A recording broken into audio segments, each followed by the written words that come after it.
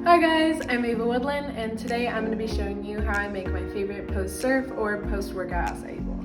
So I like to use 1 pack of the original acai and 1 pack of the unsweetened acai, so I don't keep it really sweet. And as my juice, I'm going to be using apple juice, around like 3 ounces, so I keep the really thick consistency. And then I'll also be blending with half banana and some berries.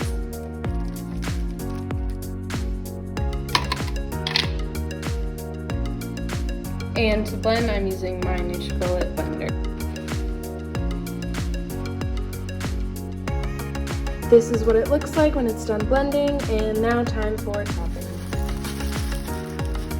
I'm putting some hemp seeds on here as well, some raspberries, putting some blueberries, and the best part is a big scoop of almond butter.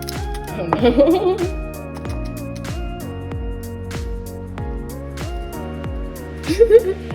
This is the finished product. I hope you guys enjoy.